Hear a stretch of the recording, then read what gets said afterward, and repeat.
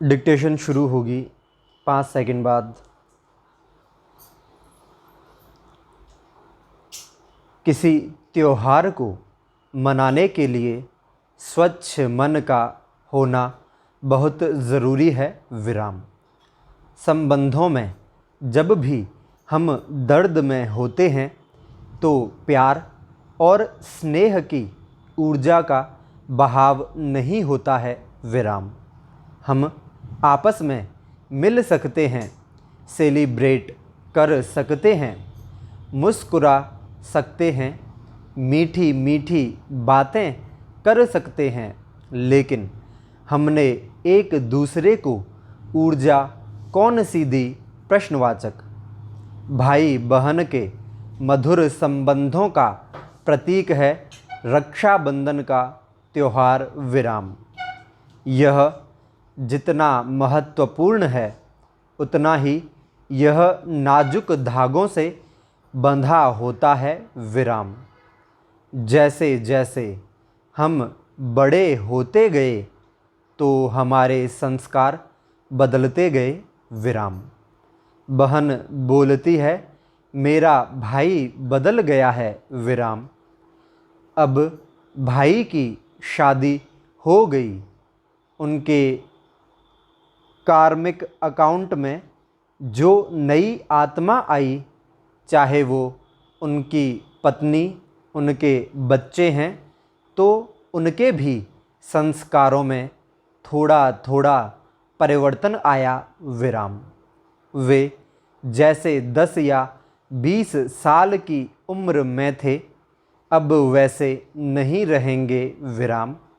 आज वे 40 साल के हैं तो उनके संस्कार बदल गए। विराम।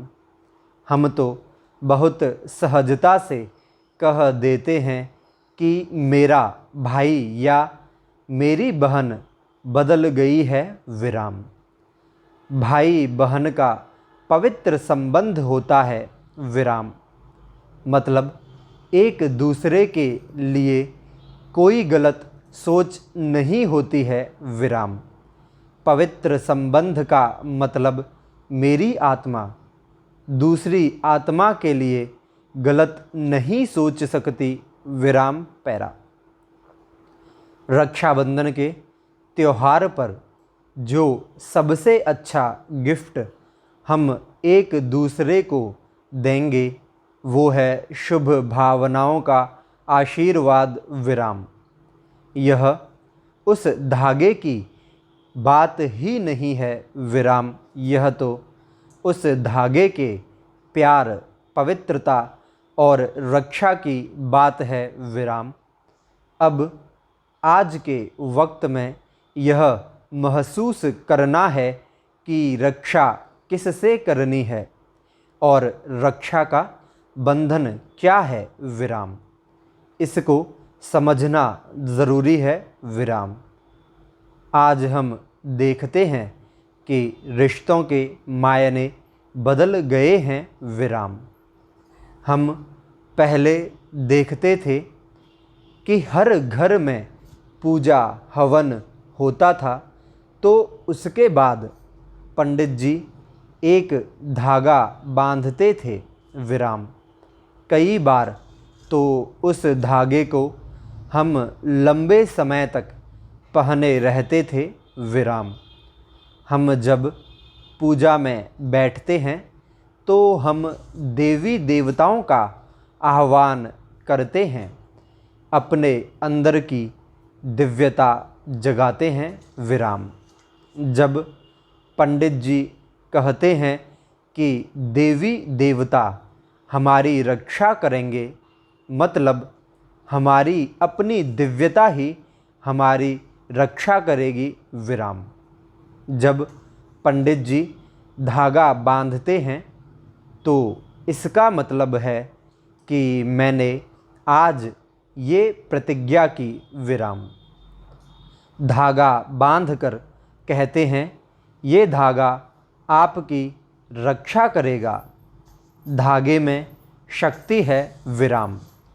धागा बांधकर हम याद रखेंगे कि मैं इस प्रतिज्ञा से बंधा हुआ हूँ विराम।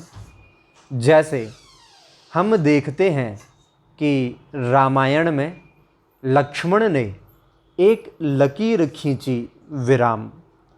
वह लकीर रक्षा करने वाली नहीं थी, लेकिन जैसे ही मर्यादा की लकीर को पार किया तो रावण ने पकड़ लिया विराम। मतलब जैसे ही मैंने अपनी मर्यादा को तोड़ा, मेरे अंदर का रावण, मेरे अंदर की नकारात्मकता ने मुझ पर विजय प्राप्त कर ली विराम। हमें यही समझना होता है कि जब हम कोई भी प्रतिज्ञा करते हैं, उसमें हमारी अपनी रक्षा समाई होती है विराम। जब बहन अपने भाई को राखी बांधती है, अपने साथ रक्षा के बंधन में बांध लेती है विराम पैरा। अब आज के समय में महिला सशक्तिकरण की बात की जाती है विराम।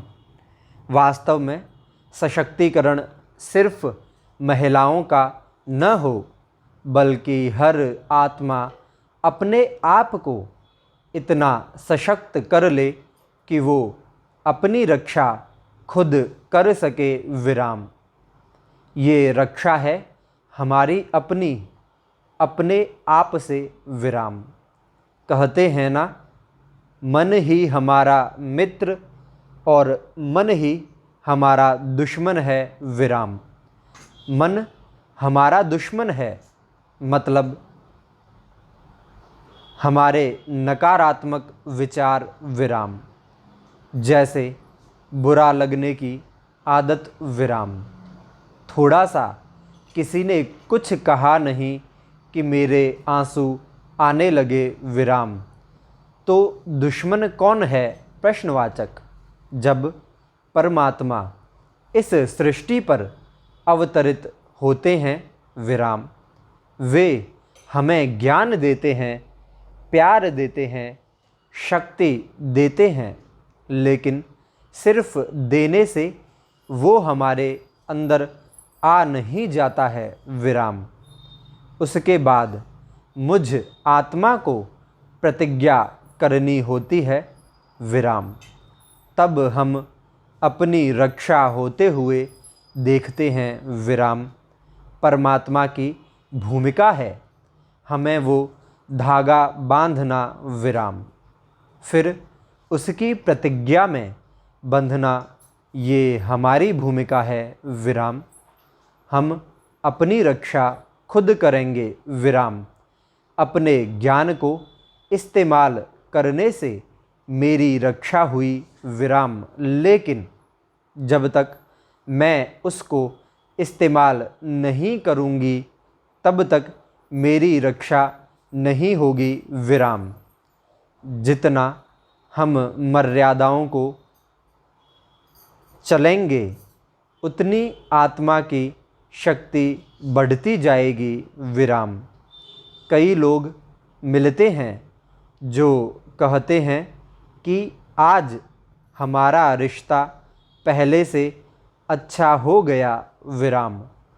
कुछ तो ऐसे भी भाई बहन मिलते हैं जो कहते हैं कि हम तो सुसाइड करने तक पहुंच गए थे, लेकिन हम बच गए विराम। आखिर किस से बच गए? प्रश्नवाचक। हम अपनी ही नकारात्मक सोच से बच गए ना विराम। मतलब हर आत्मा की रक्षा उस आत्मा की मर्यादाओं में है विराम। आज सच में फिर से वो पवित्रता का धागा बांधने की ज़रूरत है विराम। स्टॉप।